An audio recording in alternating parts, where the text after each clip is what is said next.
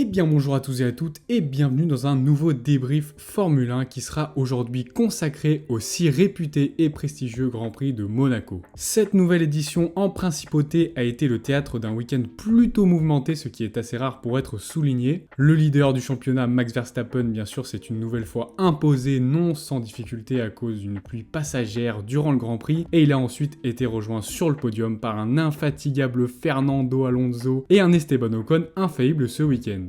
Nous allons maintenant revenir brièvement sur toutes les écuries et les pilotes, mais avant cela n'hésite pas à t'abonner, liker et partager la vidéo avec tes potes qui suivent la Formule 1.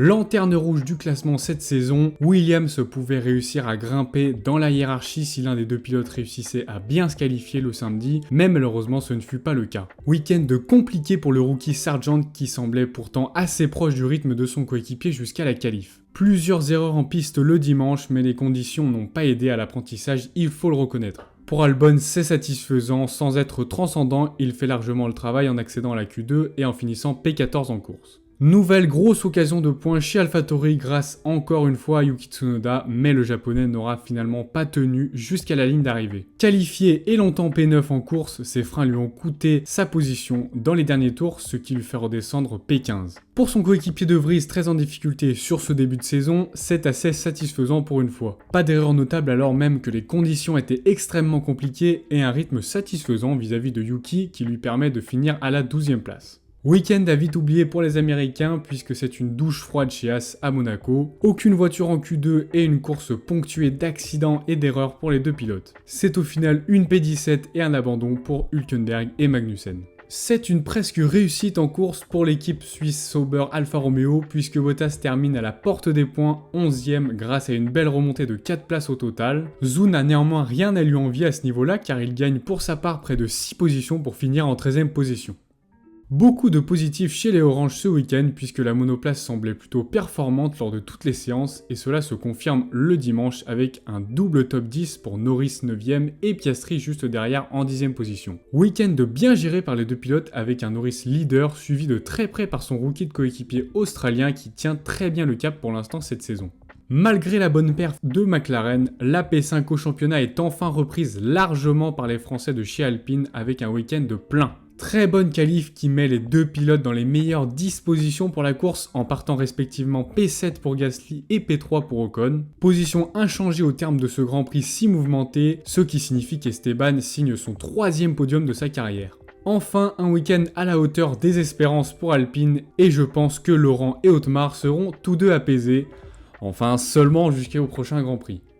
On ne les compte plus cette année, mais une nouvelle fois, catastrophe du côté de chez Ferrari, avec de nombreuses erreurs en course, surtout pour Carlos qui jouait potentiellement le podium face à Ocon au début et qui finit seulement P8 au final. Qualif dans un premier temps excellente puis désastreuse pour Leclerc à cause d'une pénalité de 3 places sur la grille qui l'a fait partir 6e au lieu de 3e. Heureusement pas trop de remous de son côté le dimanche donc il conserve sa position mais ce n'est pas ce qu'on aurait pu espérer de la part des rouges à Monaco, surtout pour Leclerc.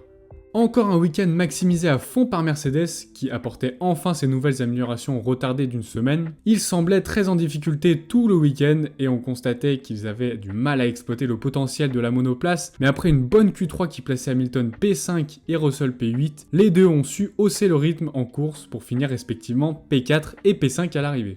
Bon, chez les Verts, il y a deux côtés du garage bien distincts. D'un côté, on a le vieux briscard espagnol qui ne faute jamais et qui maximise une nouvelle fois la performance pour finir à nouveau sur le podium, mais cette fois-ci sur la deuxième marche. Et de l'autre, on a le fils du patron qui réalise une nouvelle disaster class en s'accrochant à de nombreuses reprises en course, puisqu'il a été contraint à faire une remontada après sa qualif ratée. Plus sérieusement, c'est dommage puisque franchement j'aime bien Stroll, mais là il est de moins en moins défendable cette saison maintenant qu'il a retrouvé 100% de ses aptitudes physiques. Il semble être dans sa phase creuse de la saison qu'il vit à peu près tous les ans, alors que son coéquipier monte sur un 5e podium en 2023, lui n'a marqué que 25% des points de son équipe pour le moment. Il faut se réveiller au plus vite pour Stroll, sinon ça va être vraiment compliqué cette saison. Au final, même son de cloche, c'est le leader Red Bull. Max, une nouvelle fois impérial, qui chipe la pole au nez et à la barbe de Alonso le samedi et qui mène le Grand Prix d'une main de maître le dimanche, même s'il a pu se faire quelques petites frayeurs à cause de la pluie. Pour Perez, c'est sans doute le tournant du championnat et c'est davantage à l'image de Stroll que s'est déroulé son week-end. Élimination en Q1 à la suite d'un crash au premier virage et P16 au moment de franchir la ligne d'arrivée alors qu'il finit à 2 tours de son coéquipier quand même. Issue dramatique qui continue de ruiner ses chances de duel pour le championnat alors qu'il s'imposait ici il y a un an auparavant, on s'en rappelle.